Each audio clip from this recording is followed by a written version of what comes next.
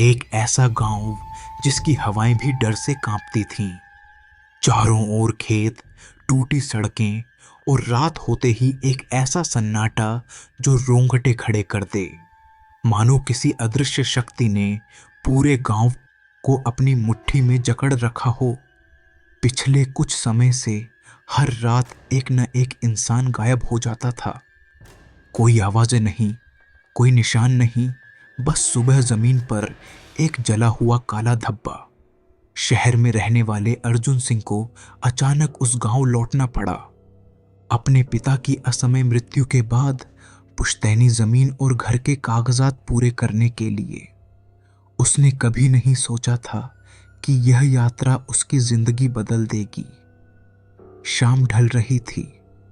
आसमान में धुंध की चादर बिछी थी। अर्जुन एक ऑटो में बैठा शांतिपुर की ओर बढ़ रहा था। ऑटो चालक राजू चुपचाप गाड़ी चला रहा था। अचानक उसने धीमी आवाज में कहा, साहब, रात को बाहर मत जाइएगा, यहां की रातें अच्छी नहीं हैं। अर्जुन ने खिड़की से बाहर झांका। सड़क किनारे खड़े पेड़ अजीब परछाइयां बना रहे थे। हल्की हवा में शाखाएं जैसे फुसफुसा रही हों। गांव के चौक पर ऑटो रुका। सन्नाटा था। न कोई दुकानदार, न कोई राहगीर। चौपाल खाली पड़ी थी। कुत्ते अपनी अपनी जगह बंधे भौंक रहे थे, जैसे किसी अनजान डर से सावधान कर रहे हों। राजू ने सिर हिलाया और चला गया। अर्जुन अपने पुराने घर की ओर बढ़ा। टूटी सीढ़ियां, चरमराती दीवारें और बंद दरवाजा। तभी उसे एक जानी पहचानी आवाज सुनाई दी। अर्जुन, इतने साल बाद। यह थी प्रिया, उसकी बचपन की दोस्त जो अकेली रहती थी। उसका चेहरा थका हुआ था, आंखों में एक अजीब खालीपन। यहां इतना सन्नाटा क्यों है? अर्जुन ने पूछा। प्रिया ने धीरे से जवाब दिया, अर्जुन, हर रात कोई न कोई गायब हो जाता है। कोई आवाज नहीं, कोई निशान नहीं, बस सुबह जली हुई जमीन। अर्जुन ने उसे समझाने की कोशिश की, यह सब अफवाहें हैं। लेकिन भीतर से एक ठंडी लकीर रीढ़ से गुजर गई। रात गहरी होने लगी। घर के पुराने कमरे में बैठे अर्जुन को खिड़कियों पर अजीब परछाइयां दिखने लगीं। दीवारों के पीछे से नाम पुकारने की आवाजें आने लगीं। अर्जुन, अर्जुन। वो मुश्किल से सो पाया। अगले दिन गांव में घूमते हुए अर्जुन को मिले बुजुर्ग पुजारी पंडित विश्वनाथ। उनकी आंखों में गहरी चिंता थी। रवि, तुम यहां आ गए, मुझे डर था यही होगा। क्यों? अर्जुन ने पूछा। पंडित जी ने एक लंबी सांस ली। यह गांव श्रापित है। तुम्हारे दादा ने इस जमीन पर एक प्राचीन मंदिर तुड़वाया था। उस मंदिर में एक रक्षक आत्मा बंद थी जो गांव की रक्षा करती थी। जब मंदिर टूटा, वो आत्मा कैद हो गई। अब हर रात वो किसी की आत्मा खींचती है, मुक्ति पाने के लिए। अर्जुन सुन्न हो गया। उस रात धुंध और भी घनी थी। दीवारों पर परछाइयां नाचती थीं।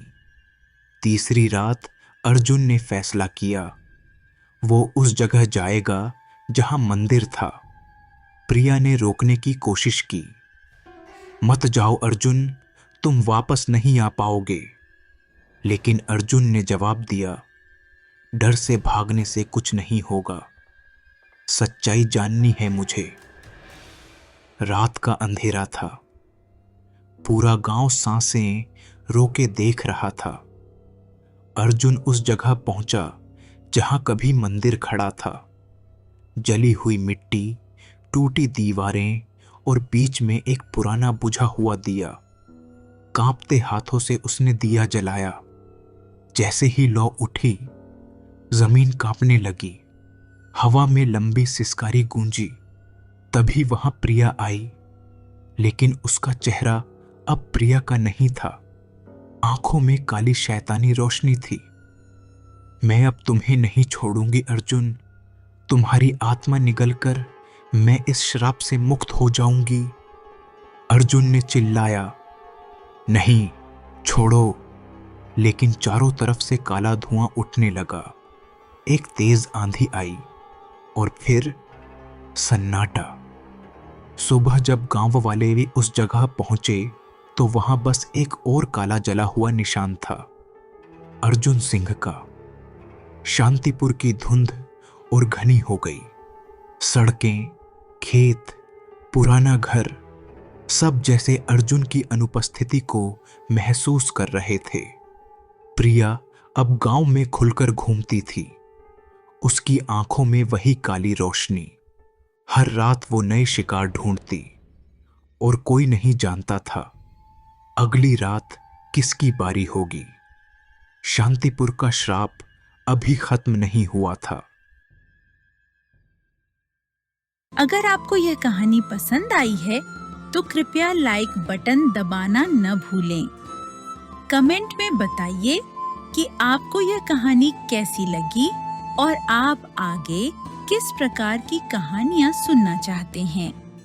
यदि आप भविष्य में भी इस तरह की रोचक और दिलचस्प कहानियों का आनंद लेना चाहते हैं तो हमारे चैनल कहानी की दुनिया को सब्सक्राइब करना न भूलें और घंटी का बटन भी दबाएं ताकि आप तक हमारी नई कहानियों की सूचना सबसे पहले पहुंच सके। धन्यवाद।